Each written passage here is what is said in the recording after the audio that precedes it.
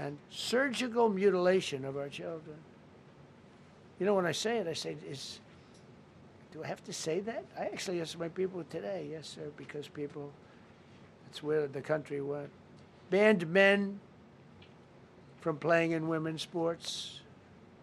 Big Supreme Court case on that. I mean, I can't believe it. Some of the justices were fighting hard for men to be able to play in women's sports. A couple of them.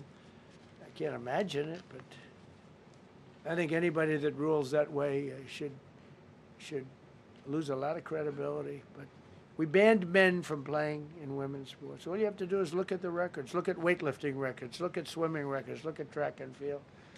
It's not fair. It's very demeaning to women. Banned transgender ideology and critical race theory from our schools. Secured unprecedented settlements with Brown University, Columbia University, and many other colleges, including the University of Pennsylvania, where I went, the great old Wharton School of Finance. To restore fairness and merit, we're working with Harvard right now. They've been very anti-Semitic. Terrible what they've done. And we'll see what happens. I hear we have a deal, but who the hell knows with them? They have a lawyer that wants to show how hot he is. Ended taxpayer-funded student loan forgiveness for radical left and anti-American activists. Can you believe it? Began the process of abolishing the Federal Department of Education and returning education back to the states. And Linda McMahon is doing a fantastic job. Ended Joe Biden's weaponization of our government and removed his hand-picked radical left Marxist prosecutors from the Department of Justice, like deranged Jack Smith. He's a sick son of a bitch. They gave me the worst of the worst. And here I am. How did that happen? How did that happen? He's a sick guy, and Letitia James is sick, and Alvin Bragg is sick. They're sick people. And others. Fannie. You can't call her Fannie. She doesn't like it. She wants to be called Fani. Fani Willis. I won. Can you imagine? Putting somebody through that? And then if I suggest that somebody may be guilty of a terrible crime, oh, he's weaponizing government. Trump is weaponizing government. It's terrible. Can you imagine? They say to me about weaponize, I don't weaponize anything. But what they did to me, nobody ever went through what I went through. And here I am in a place called the White House. It's a beautiful place. Who would have thought, right? Signed legislation to cut all taxpayer funding to woke and biased NPR and PBS. And they're sort of gone now, I guess. I heard they closed up. They were terrible. They were so unfair. They were so terrible. Officially reinstated Columbus Day. I like the name Columbus Day. The Italian people are very happy about it. Remember, when you go to the voting booths, I reinstated Columbus Day. That was an easy one. Christopher Columbus. Cut Social Security wait times by 50%, serve 65% more Social Security recipients by phone, and are on track to doubling the service and performance compared to the Biden administration. We're 2.5 to 3 times better and faster. Slash VA claims backlog to the lowest number ever recorded. Created Trump accounts starting with $1,000 for every newborn baby. This is something that's become so popular. And I give Mr. and Mrs. Michael Dell Computer, who put in $6.25 billion, started with nothing. And he actually invested all that money to give to kids so that when they grow up, they have an account that might be worth a lot of money. It'll be riding with the markets. And, you know, they can, at 20 years old, 21 years old, they could have $100,000. They could have a lot of money. That's going to be amazing. But I give a lot of credit to Mr. and Mrs.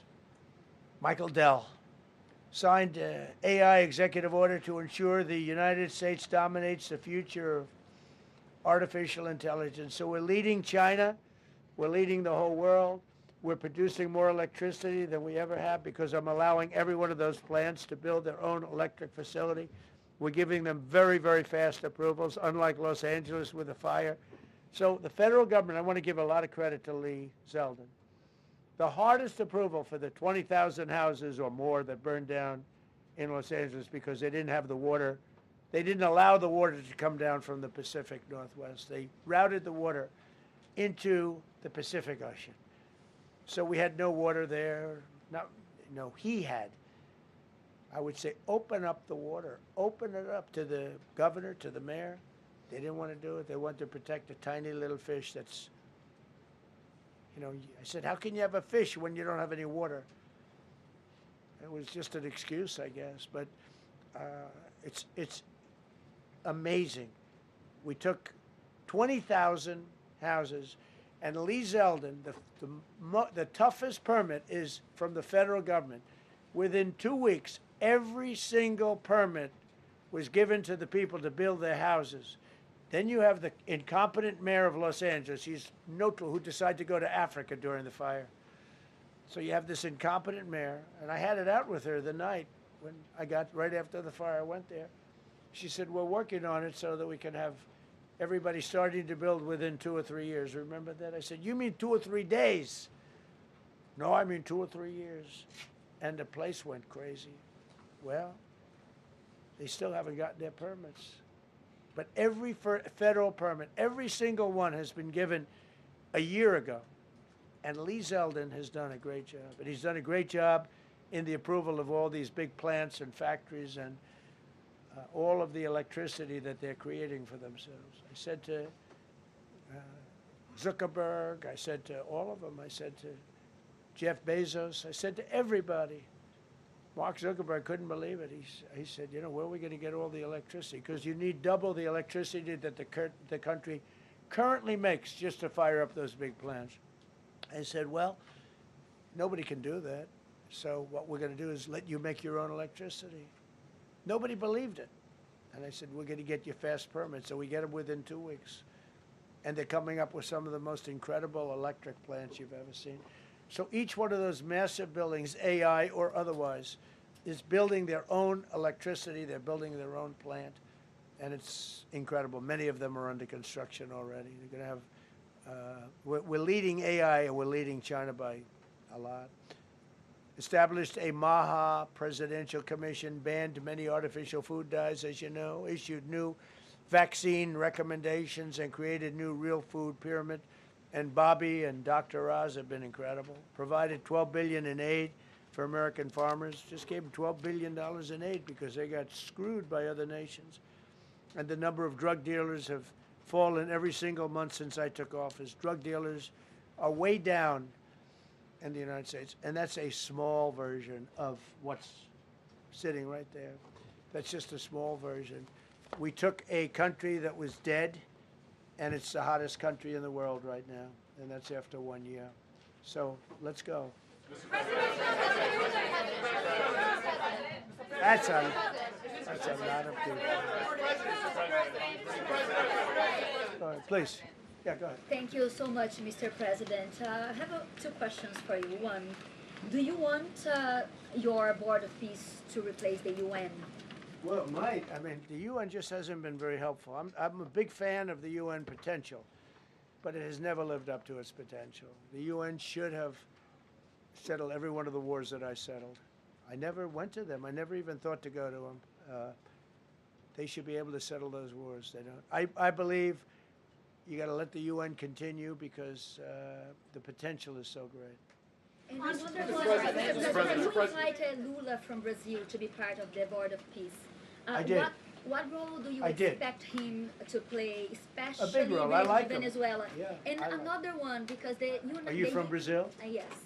The EU and Mercosur just signed a trade agreement this weekend, which is going to be the biggest trade zone, free zone in the world. Right.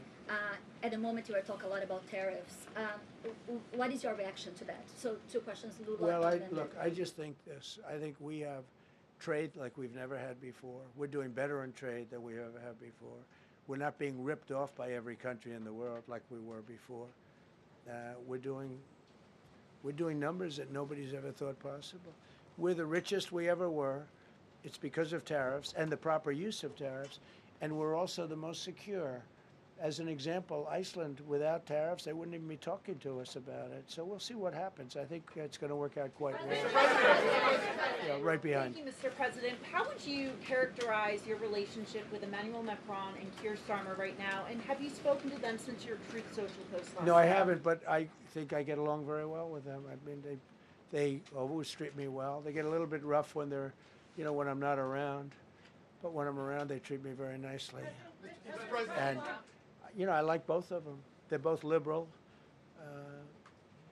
They've got to straighten out their countries. You can't, London is having a lot of problems. And if you look at Paris, got a lot of problems. They have two problems, immigration and energy. They got to stop with the windmills, and they got to go back like UK has an unbelievable asset called the North Sea. Norway uses it, makes a fortune. They have a better section of it, and they don't do it. They could straighten out their countries, and it would be good. But I get along very well with them. You told Norway's prime minister. Are you from Norway? No. You look like you would be from Norway. She looks like she's from Norway. Go ahead. You told Norway's prime minister that you not winning the Nobel Peace Prize made you feel less obligated to think purely of peace. Well, I lost a lot of respect for Norway. And I believe prize very affect- strongly that Norway controls the Nobel Prize. But you have to understand, I settled 8 wars. I've had every one of those wars, every participant wrote, I didn't ask him to do it. They sent in strong they make recommendations for that. But I settled 8 wars. No president's probably ever settled 1 war. I don't know, think of it. I did 8. The reason I do it is because it's easy for me to do. And I didn't do it for a Nobel Prize. I did it because I'm saving a lot of lives. I'm trying to settle the final one. I'm trying to do Russia-Ukraine. And when Russia's ready, Ukraine's not. When Ukraine's ready, Russia's not. But they're losing 25,000 people a month on average. And I'm trying to get that one done. But no, I feel that Norway has tremendous control over who gets the Nobel Prize, despite what they say. How far are you willing to go to acquire Greenland? You'll find out. Thank you, Mr. President. Kevin Hassett has said that those $2,000 tariff rebate checks would be up to Congress to decide whether or not to disperse that. Do you agree with Kevin Hassett on that, or do you think you can do that unilaterally? No, I don't think we would have to go the Congress route, but we'll find out. The reason we're even talking about it is that we have so much money coming in from tariffs that we'll be able to issue at least a $2,000 dividend and also pay down debt for the country.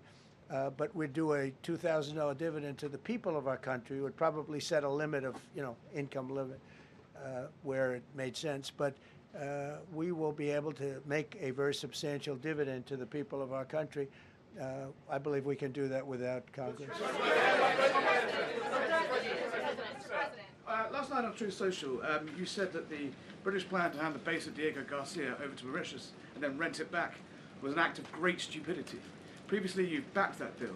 Is it now your position that the deal should not go ahead? I think that they, when they originally were going to do it, they were talking about doing some concept of ownership. But now they're looking to essentially just do a lease and sell it. And I'm against that. It's a reasonably nothing like Greenland, but it's a reasonably important area of the globe. Not to anywhere near Greenland, but I think they should keep it. I don't know why they're doing it. Do they need money? Mr. President, with your support to the Syrian government, most probably you avoided another civil war and a bloodshed in Syria, especially after the fall of the regime. I did a good job. I did a good job. And, the Syrian government, the last 2 weeks, had to use some force to implement its force on specific areas. And well, with to keep the prisoners, the terrorist prisoners, which are some of the worst in the world, at bay. So they were able to keep that. He's working very hard. The president of Syria is working very, very hard. Strong guy, tough guy, pretty rough resume. But you're not going to put a choir boy in there and get the job done. I spoke with him yesterday because we were talking about the prisons and, you know, what was going on. We have some of the worst terrorists in the world in those prisons, and he's watching them. Syria. Mr. Go ahead. President, Gavin Newsom is going to be at Davos if he's not already there. You're probably going to run into him. I presume that this is for him to raise his platform for 2028, but what do you anticipate his foreign policy platform is going to be? I don't know. I mean, I don't know that he's going to be the nominee. I know this. I had a very good relationship with Gavin Newsom when we were, you know, in office together. I was president. He was the governor of California. We had a really, he would talk about it often, and somewhere we just went astray. I just hate the way California is being run. We actually have people leaving. It's never happened before, but I hate the way it's being run. He and I had a very good relationship, really close to the word exceptional, but now we seem not to. Thank you, President Trump. President Trump, you spoke earlier. Mr. President. You've been hearing from allies. Thank you. No, Thank you so much, President Trump. Kara Castanova from Lindell TV, and you spoke earlier about the 2020 election. Now that Maduro is in U.S. custody and he was criminally charged, has any more information emerged that you could share with us regarding Venezuelan election software and Venezuelan ties to tampering with the 2020 election? And would you consider speaking to Maduro personally in prison in New York to get some answers on Venezuela's involvement with the 2020 election? No, I don't think I would be doing that. I think my lawyers would be very unhappy if I did that. Yeah, they've learned some things. Please. What happens to the tariff threat to Greenland if the Supreme Court comes out and rules against you on the tariffs? And Well, I'll have to use something else. I mean, are look, you willing to use force? you know, take a look at the word license. Take a look at other things. I mean, we have other alternatives. But what we're doing now is the best, the strongest, the fastest, the easiest, the least complicated. Sir, if you move ahead with the Greenland-related tariffs on Europe, you secured almost $1 trillion of commitments from them to invest in the United States. Does that go kaput out the window if that happens? I doubt it. Look, they need that agreement very badly with us. They really do. They fought very hard to get it. So I doubt that, but we'll see what happens. We have a lot of meetings scheduled on Greenland. I'm leaving tonight, as you know, for Davos, and we have a lot of meetings scheduled on Greenland. And I think things are going to work out pretty well, actually. And so Thank you, Mr. President. Could you still go to Paris for the G7 emergency meeting as offered by President Macron? No, I wouldn't do that. No. Because, you know, Emmanuel's not going to be there very long, and you know, there's no longevity there. He's a friend of mine. He's a nice guy. I like Macron, but he's not going to be there very much longer, as you know. And I think, you know, I have meetings with the people that are directly involved, not some of the people you're talking about. Thank you so much. Thank you so much, Mr. President. Happy You know, I've New Year. never seen this room like this. Is this a celebration of the first year? Yes. Have you ever seen it? I've never seen this many. I hope we have a very good. I hope we have a very good structural floor. You know, this used to be a swimming pool. You're sitting over a swimming pool. I could see that happening. But we need a good structure here, don't we? Huh? Yeah. Thank you so much, Mr. President. Happy 1 year anniversary. Thank you. And my question is on Syria. The Kurds, as the most loyal U.S. partners, facing attacks by some Syrian elements within the Syrian government. Will you do to ensure the Kurdish rights protected and their effective forces against terrorism in Rojava, Syria continue, as the Kurdish see you as a president does not abandon his allies? Well, I like the Kurds, but just so you understand, the Kurds were paid tremendous amounts of money, were given oil and other things, so they were doing it for themselves, more so than they were doing it for us, but we got along with the Kurds, and we are trying to protect the Kurds, that's correct. Ahead of your speech in Davos, can you give us a preview of what we can expect as far as, you know, laying out the plans for Americans to be able to buy homes? I think more than anything else, what I'm going to be speaking about is the tremendous success that we've had in 1 year. I didn't think we could do it this fast. Think of it, it's just now 12 months, and you know, I say it often, we have the most successful country in the world, we have the hottest country anywhere in the world by far, and this country would have been absolutely stone cold dead. And I'm going to be talking about it. I'm going to be, because, you know, a lot of them could use some of the advice as to what we did. They need energy. You take a look at their energy policy, they're going to destroy themselves with what they're doing with the windmills and all the nonsense. They need energy help badly, or they're going to be in big trouble, and they need immigration help badly. How much longer do you want to go? Call it. I do. I have a very important call with President Erdogan, who I like a lot. All right, one or two more questions. Go ahead.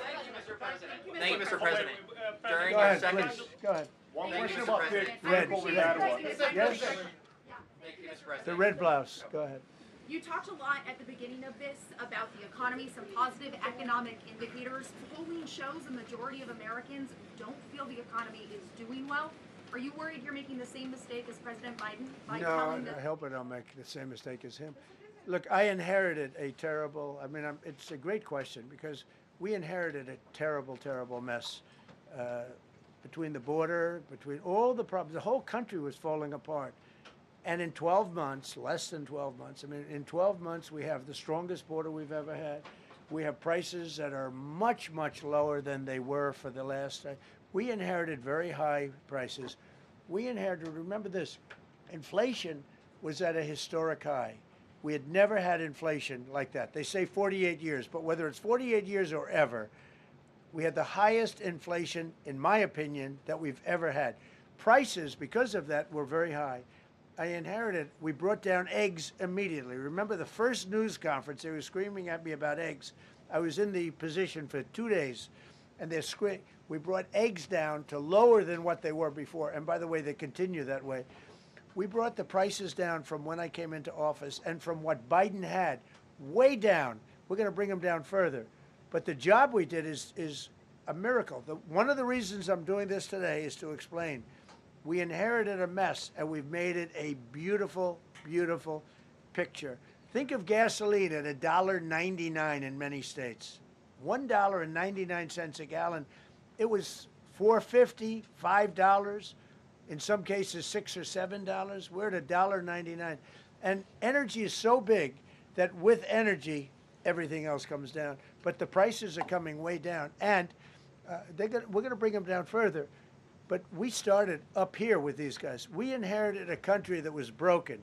We inherited a country, and I have a very warm spot. We've done very well with Venezuela. And by the way, that even in itself is going to help us bring down the oil prices. The Venezuelan oil, we've taken 50 million gallons of oil. We've taken 50 million barrels of oil out of Venezuela in the first 4 days.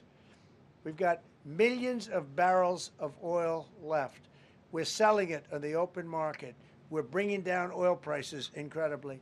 And when they come down, and they've already come down, again, $1.99 a gallon for oil. Nobody thought they'd ever see it. All right, one or two more.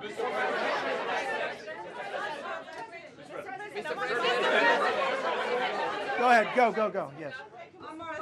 I want to ask you about Iran. Is the military option still on the table? And can you assure us that the killing in Iran has stopped? And when regard to the Peace Council, which members have to pay $1 billion? So with Iran, are you from Iran? No, I cover the White House. Where are you from? I'm Palestinian American. So with Iran, they were going to hang 837 people. And I let them be known that, and we let them know that if that happens, that will be a very bad day for them. And they decided not to do it. They didn't hang the people. I can't tell you what's going to happen in the future, but supposedly they've taken that off the table. But they were going to, last week, they were going to hang on Thursday or Wednesday.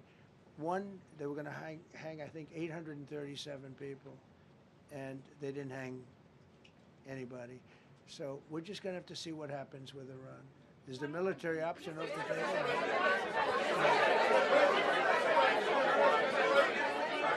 Go ahead. Thank you, Mr. President. Trump. Thank you, President Trump. Go ahead, please. Thank you, Mr. President. Go ahead, I'll take your question. Okay, thank you, Thank you, Go Mr. ahead, President. right here. Thank you, Mr. President. You promised during your second inaugural to always put America first. I'm curious, how would you winning the Nobel Peace Prize improve the lives of average, everyday Americans? Why is this prize so important? it wouldn't improve the lives of any. But what improved the lives of people are people that are living. I saved probably tens of millions of lives in the wars. You know, if you add up the numbers, just if you look at any one of those wars, you're talking about millions of people. You multiply it times 8. But when you look at India and Pakistan, that could have been 10, 15, 20 million people. Could have been more than that. So I saved millions of people. So that, to me, is the big thing. What?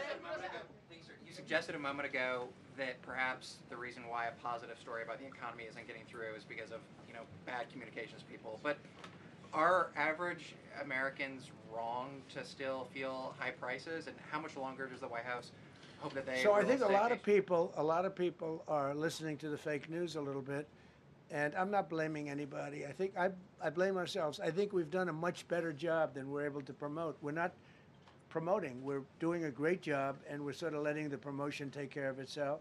One of the reasons I'm doing this news conference, I think it's important. We have taken a mess and made it really good. It's going to get even better. But if you look at prices from a year or a year and a half ago, you look at the Biden prices, they were way up through the sky. And, you know, they use the word affordability. They just say affordability and they don't talk about it. They created the affordability problem, and we are solving it. We have solved a lot of it. Again, everybody agrees in this room, I think, gasoline prices have come per gallon way down. When that happens, everything else comes down, but they've come down way down. Many of the groceries have come way down. It's all happening, and it's happening strong. But if you go back a year and a half, 2 years, take a look at those prices and look at the prices now.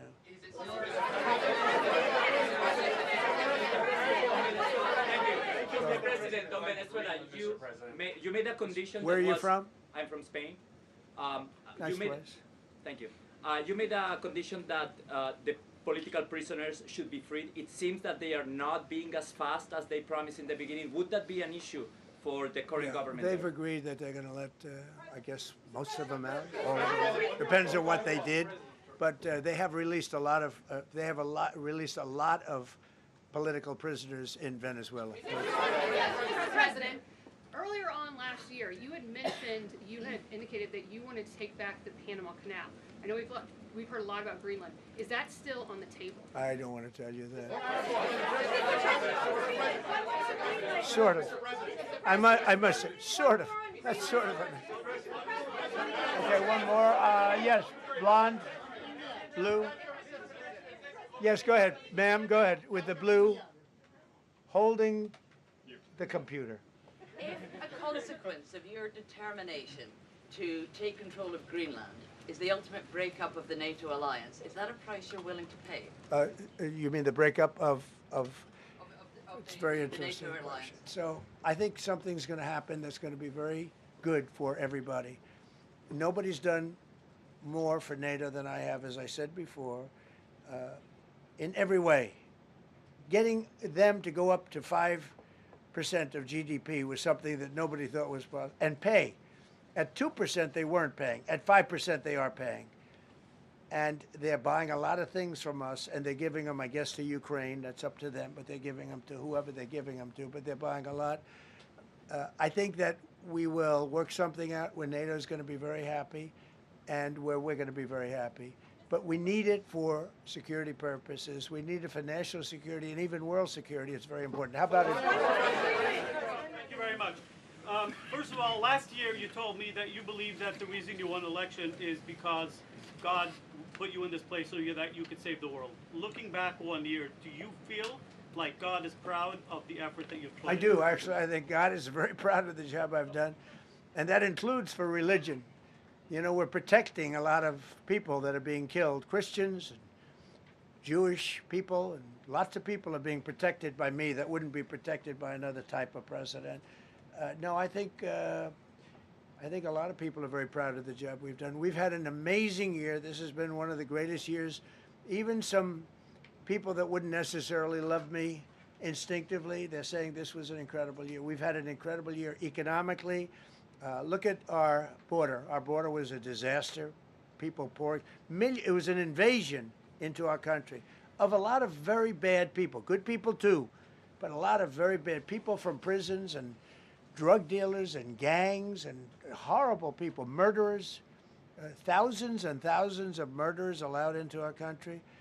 And we now have the strongest border of any country. There's probably not a country, I guess North Korea has a pretty strong border, by the way, but there's not a country in the world that has a border like we do. And we took it from the worst border. We had the worst border in the world. Now we have one of the strongest borders in the world. One more question. You said you're confident something's going to get worked out in Greenland, but Greenlanders have made it clear they don't want to be part of the U.S. Well, what gives the U.S. the right to take away that self-determination? When I speak to them, I'm sure they'll be thrilled. Mr. President, are you committed to keeping the U.S. in NATO? I've had such a good relationship. I've made it so much better, so much stronger. It's so good now. NATO is so much stronger now.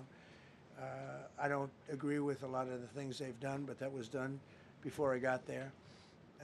I think NATO's been good. Sometimes it's overrated, sometimes it's not. But we have a strong NATO. When I came here, we had a weak NATO. We had a NATO at 2%, and they weren't paying. You had a nothing NATO. NATO's, whether you like it or not, it's only as good as we are. If NATO doesn't have us, NATO is not very strong.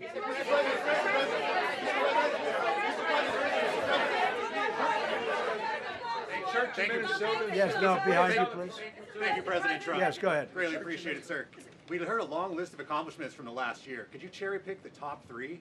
And then looking forward, what are your 3 most important priorities in 2026?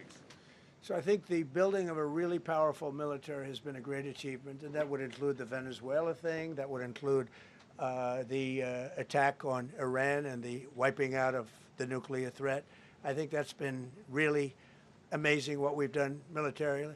I think what we've done in business has been incredible. We have $18 trillion coming in. Plants are being built all over. Thousands of plants are being built all over the country. 18 trillion is a record. No country has ever come anywhere even close to that. I think that's a record. And I think that most favored nations for drugs is something that nobody thought they'd be able to get. Tariffs helped me there because the nations would have never gone along with it if I wasn't able to say, if you don't go along with it, we're going to put a 10 or 15 or 20% tariff on your nation. And they went along. And our drug prices are going to come down at numbers never even seen before, never even thought possible before. So those would be 3 things. Thank you. Thank you all very much. Thank you. Thank you very much. How much did you pay for Greenland, sir?